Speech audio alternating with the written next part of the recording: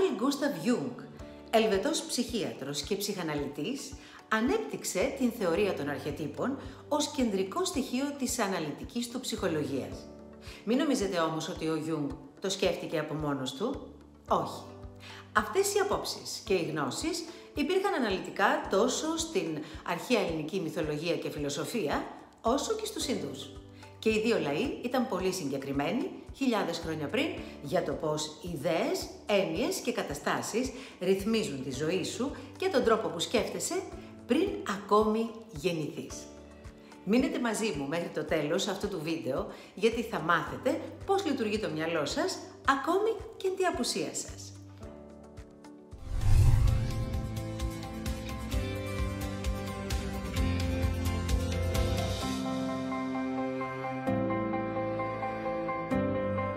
Είμαι η Μέρη Μάρκου, ενεργειακή θεραπεύτρια και δασκάλα της μεθόδου Κοσμοενεργειακή Θεραπευτική που ανήκει στις άειλες τεχνολογίες και στον τομέα της συμπληρωματικής ιατρικής. Στη θεωρία των αρχετύπων, ο Jung περιλαμβάνει την ιδέα ότι υπάρχουν καθολικά έμφυτα πρότυπα ανθρώπων, συμπεριφορών και προσωπικότητων που επηρεάζουν ασυνείδητα την ανθρώπινη συμπεριφορά. Θα σας δώσω μία σύντομη παρουσίαση της έρευνας και των ιδεών του σχετικά με τα αρχέτυπα.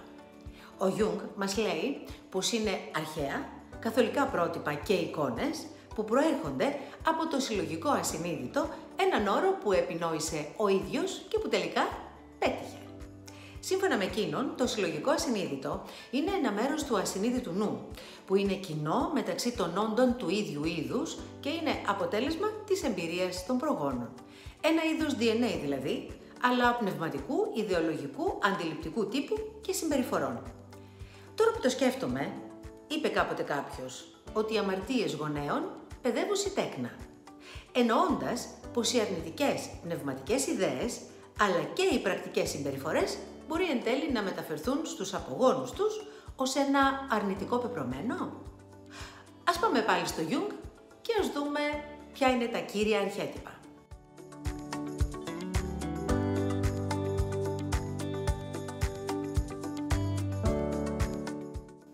Το πρώτο και καλύτερο είναι ποιο άλλο λέτε εσείς. Το εγώ. Αυτό είναι το κεντρικό αρχέτυπο που αντιπροσωπεύει την ενότητα του ασυνείδητου και του συνειδητού νου ενός ατόμου. Και μην ετοιμάζεστε να κατηγορήσετε αυτό το αρχέτυπο, διότι είναι πολύ σημαντικό και συμβολίζει την αναζήτηση της ολοκλήρωσης. Αυτοπραγμάτωση είναι η λέξη που χρησιμοποιούμε σήμερα για να αποδώσουμε νοηματικά την έννοια αυτού του συγκεκριμένου εγώ.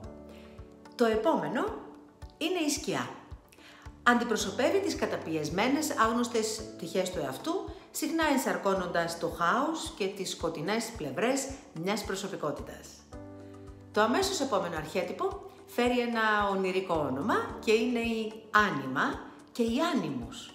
Η άνιμα αντιπροσωπεύει τη θηλυκή πλευρά στους άνδρες, ενώ ο άνιμους αντιπροσωπεύει την αρσενική πλευρά στις γυναίκες. Αυτά τα αρχέτυπα βοηθούν στην εξισορρόπηση των χαρακτηριστικών του φύλου και προάγουν την ψυχολογική και πνευματική ολοκλήρωση. Το αρχέτυπο που με τον τρόπο του μας έχει βασανίσει όλους κατά καιρούς είναι η περσόνα, η μάσκα ή το εξωτερικό πρόσωπο που παρουσιάζουμε στον κόσμο, διαμορφωμένο από τις κοινωνικές προσδοκίες και νόρμες. Ένα πρόσωπο που έχει δημιουργήσει ο καθένας μας, προκειμένου να προστατευτεί από τις αδιφάγες κοινωνίες και να φτάσει ανέπαφος στον προσωπικό του σκοπό. Το επόμενο θα αρέσει σε όλους πιστεύω και είναι ο ήρωας. Ενσαρκώνει την αναζήτηση της ταυτότητας και της ολοκλήρωσης. Συχνά απεικονίζεται στους μύθους, τη λογοτεχνία και τον κινηματογράφο, ξεπερνώντας σημαντικές δυσκολίες και προκλήσεις, ενώ εμείς πάντα ταυτιζόμαστε μαζί του. Ένα από τα πιο βασικά αρχέτυπα είναι η μητέρα. Μια θρεπτική, φροντιστική φιγούρα, συχνά αντιπροσωπευόμενη με διάφορες μορφές στους πολιτισμούς, ως μητέρα γη, η Παρθένος Μαρία, η Θεά Κάλλη, η Λάξμη ή άλλες μητρικές φιγούρες. Ο Jung πίστευε ότι τα αρχέτυπα είναι καθολικά και ξεκινούν την πορεία τους για τους ανθρώπους από τον καιρό των μύθων. Για παράδειγμα, η πορεία του ήρωα, όπως απεικονίζεται σε μυθολογικές ιστορίες σαν αυτές του Ηρακλή ή του Γκιλγκαμές, αντανακλά την αρχετυπική αφήγηση της υπέρβασης των δοκιμασιών, της αυτογνωσίας, αλλά και της αιώνιας τελικής νίκης επί του σαθρού και του κακού.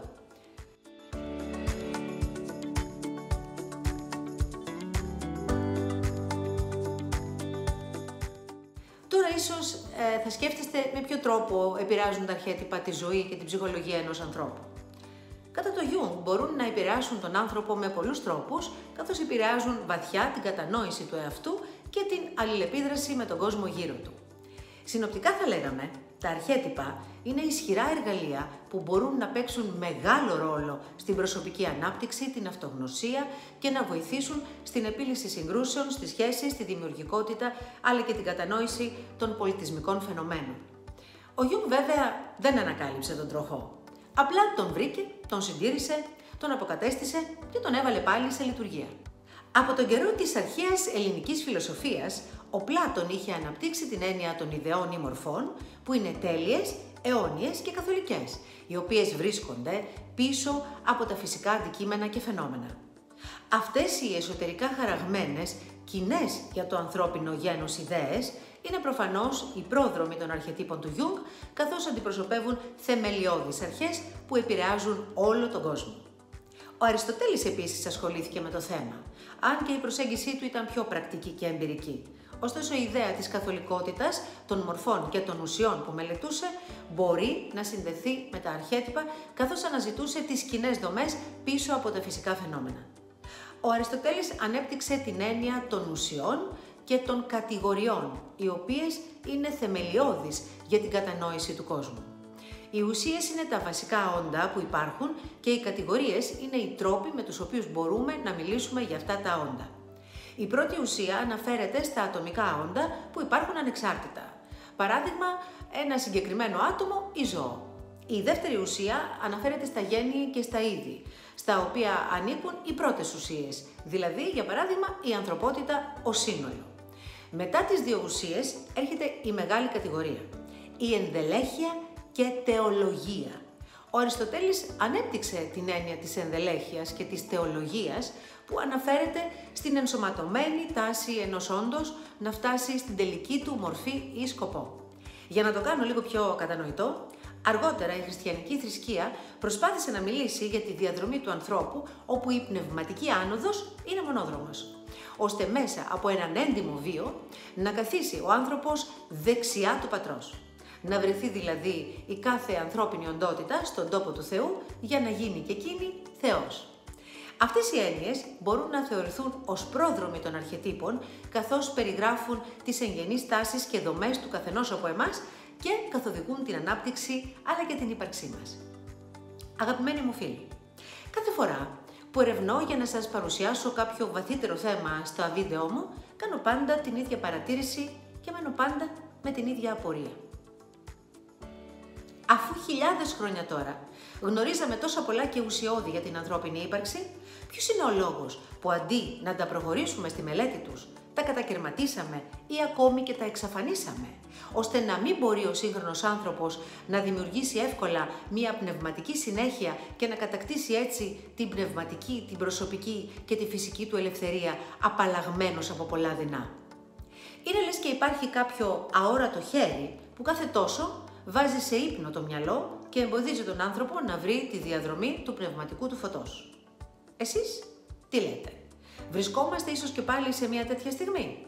Η τρελή κούρσα της ανθρώπινης τεχνολογίας που προσπαθεί να πάρει το ρόλο ενός σύγχρονου Θεού θα μας οδηγήσει στην απελευθέρωση ή θα μας κλείσει και πάλι στην ίδια πνευματική και φυσική φυλακή, όπου ο άνθρωπος, ό,τι και να κάνει, το μόνο σίγουρο για εκείνον θα είναι να συνεχίσει η δυσκολία και η ταλαιπωρία στη ζωή του? Θα πάψει πλέον να έχει ισχύ το αρχέτυπο του προπατορικού αμαρτήματος και θα μας δοθεί η ευκαιρία να περάσουμε στην πέμπτη ενεργειακή διάσταση για να βιώσουμε νέες εμπειρίες? Αν σας αρέσουν αυτά τα θέματα, μην ξεχάσετε να κάνετε εγγραφή στο κανάλι μας, να χτυπήσετε το καμπανάκι, να μας δώσετε ένα like και να το μοιραστείτε με τους φίλους σας για να μεγαλώσει η παρέα μας.